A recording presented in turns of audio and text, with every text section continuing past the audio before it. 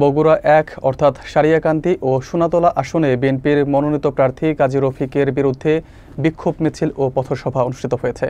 শনিবার বিকেলে সারিয়াকান্দি ও সন্ধ্যায় সোনাতলায় বিএনপির ত্যাগী নেতাকর্মীদের উদ্যোগে এই কর্মসূচি পালিত হয়।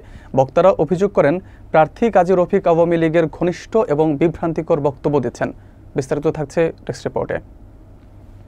বগুড়া ১ আসনে বিএনপির মনোনীত প্রার্থী কাজী রফিকের বিরুদ্ধে শনিবার বিকেল থেকে সন্ধ্যা পর্যন্ত সারিয়াকান্দি ও সোনাতলায় বিক্ষোভ মিছিল ও সংক্ষিপ্ত পথসভা অনুষ্ঠিত হয়।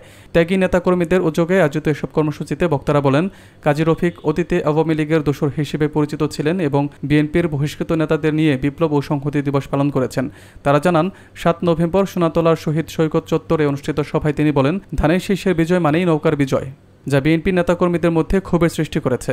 সারিয়াকান্দির কাজলা ইউনিয়নে উপজেলা বিএনপির সাবেক সভাপতি অধ্যক্ষ এএসএম রফিকুল ইসলামের নেতৃত্বে অনুষ্ঠিত প্রতিবাদ মিছিলে কেন্দ্রীয় নেতৃত্বের প্রতি আহ্বান জানানো হয় যেন এই মনোনয়ন বাতিল করে ত্যাগী ও আদর্শবান নেতাকে মনোনয়ন দেওয়া হয়। তিনি আরও অভিযোগ করেন, কাজী রফিক গত ১৭ বছর ধরে আওয়ামী দোসর নাসা গ্রুপের সঙ্গে ঘনিষ্ঠ সম্পর্ক রেখে নিজের প্রভাব বিস্তার করেছেন।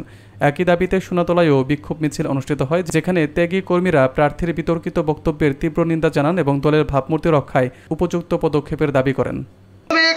যাকে ঘোষণা করা হয়েছে আপনারা জানেন, ওনারা ভোটের জন্য ক্যাম্পেইন ঘোষণা, ভোটের জন্য ভোট সেন্টার কমিটি করছে আমাদেরকে কোনো কিছু না বলে।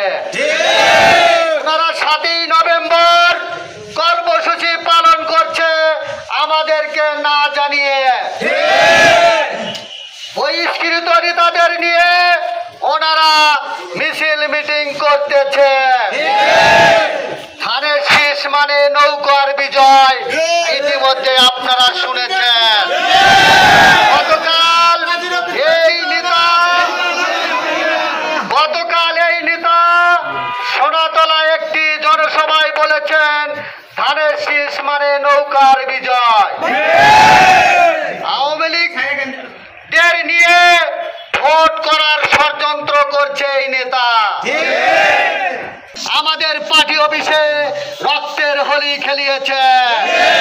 আমার ভাইকে, আমার মাকে, আমার বাবাকে বিষাক্তভাবে তারা নির্মমভাবে অত্যাচার করেছে। আমরা আমাদের রক্তের সাথে বেঈমানি করতে পারি না। আওয়ামী লীগ যতক্ষণ পর্যন্ত বাংলার মাটিতে কবর না হবে, আমাদের আন্দোলন চলতে থাকবে। সংগ্রামী বন্ধুরা আমার, কাজী রফিকের মনোনয়ন, সোনাতলা সারিয়াকান্দির মনোনয়ন, কাজী রফিকের মনোনয়ন। বক্তব্য অনেক ছিল আমাদের। যখন এই বিএনপির সমর্থিত প্রার্থী, যাকে প্রাথমিকভাবে ঘোষণা করে মনোনয়ন দেওয়া হয়েছে, তিনি যে কারবার চালিয়ে যাচ্ছে, আমরা বিএনপি পরিবার আমরা তাকে বর্জন করিলাম।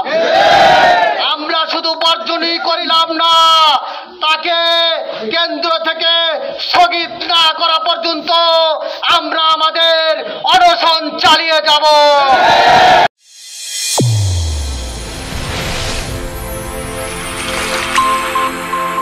চ্যানেল A1 হৃদয়ের স্পন্দন।